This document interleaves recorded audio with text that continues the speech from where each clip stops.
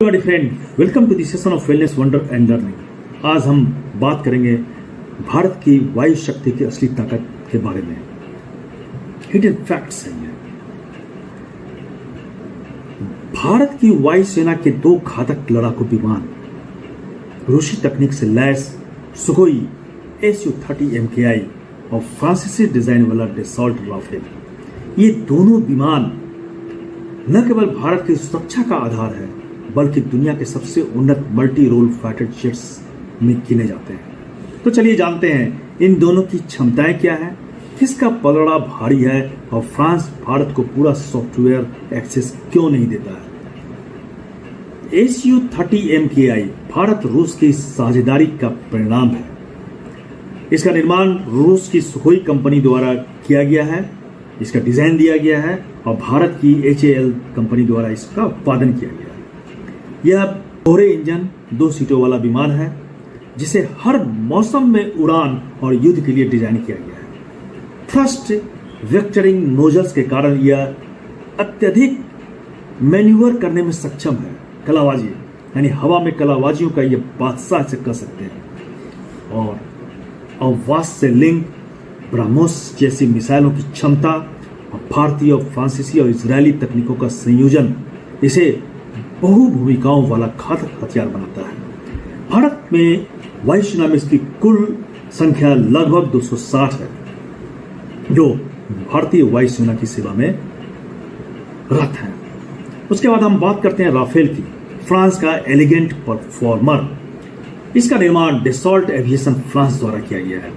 Single या double seat, delta wing design और fly by wire system से यह लैस है।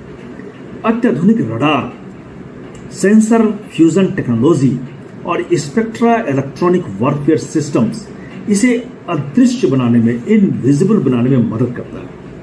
हवा से हवा, हवा से जमीन और परमाणु हमलों के लिए सुसज्जित यानी एक असली मल्टी रोल जेट विमान है यह। भारतीय वायुसेना में इसकी कुल संख्या 269 से अधिक है। इसका निर्माण 269 से ज्यादा भी हो चुका है।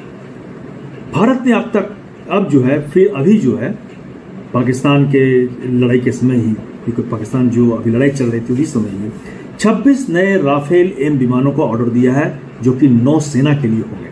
नौसेना की ताकत को यह कई गुना बढ़ा देगी। अब हम तुलना करते हैं कि इन दोनों विमानों में कौन भारी है।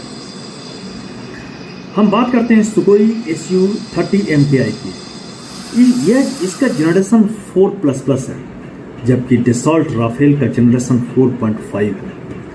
रडार, सुखोई Su-30 MKI में पैसिव और हाइब्रिड AESA रडार है जबकि राफेल में एडवांस्ड कैटेगरी का RBE2 और AESA रडार है। काफी एडवांस्ड है। मैन्यूवर यानी कलाबाजी करने में सुखोई कलाबाजी करने में काफी अत्यधिक कलाबाजी कर सकता है। थ्रस्ट वेक्टर इसमें है। और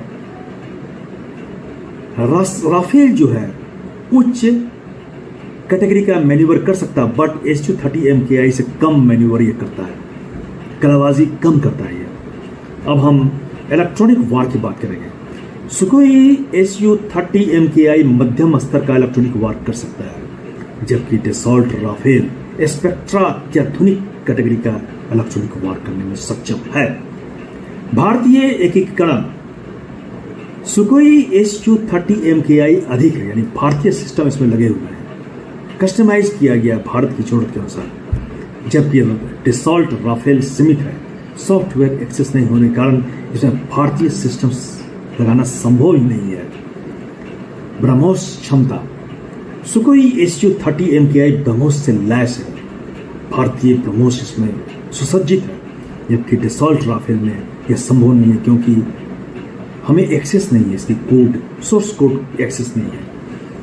अब कीमत प्रति यूनिट क्या है तो Su-30 MKI की कीमत है 400 से 450 करोड़ जबकि डेसॉल्ट राफेल की कीमत है 1000 करोड़ प्लस यानी 1000 करोड़ से भी ज्यादा।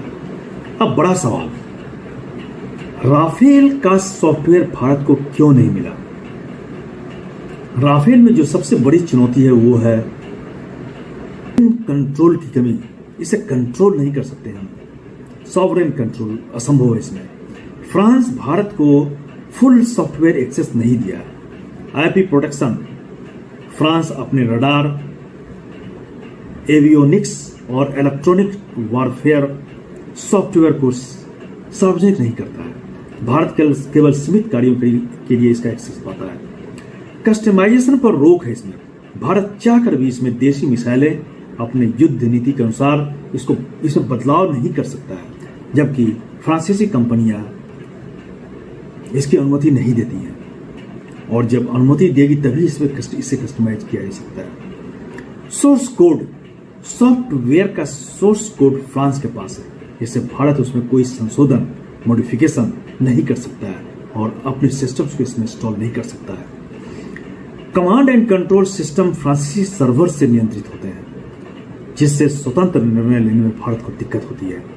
इसका मतलब है राफेल एक प्रीमियम कार की तरह है, तेज है, शानदार है, लेकिन उसका ECU लॉक है, जबकि सुकोई Su-30 MKI एक कस्टम बाइक की तरह है, जिस पर आप अपनी सुविधा अनुसार बदलाव कर सकते हैं।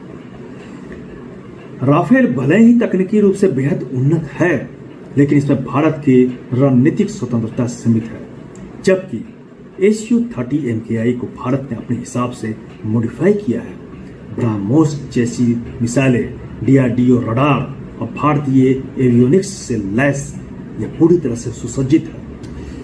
अब जो है भारत को ऐसे विमान चाहिए जो सिर्फ तेज और तकनीकी में ही उन्नत न हो, बल्कि पूरी तरह से हमारे नियंत्रण में हो, हमारा उस पर कंट्रोल हो, हम उसे अपने अनुसार कस्टमाइज कर सकें। राफेल तेज है, एडवांस्ड है, लेकिन हमारा कंट्रोल इसमें सीमित है।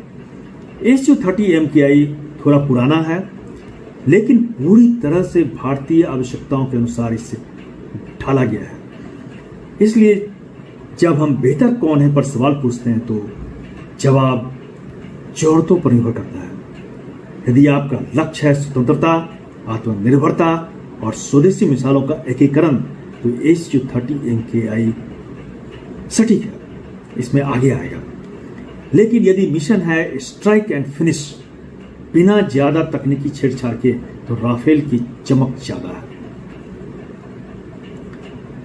अगर यह जानकारी आपको पसंद आई हो तो आप वीडियो को लाइक करें, शेयर करें और सब्सक्राइब करें, और कमेंट बताइए आपके अनुसार भारत की रक्षा नीति में Su-30 MKI या राफेल में से किसकी भूमिका ज्यादा महत्वपूर्ण है, और हमें किसे अपनाना चाहिए, किसे लेना चाहिए।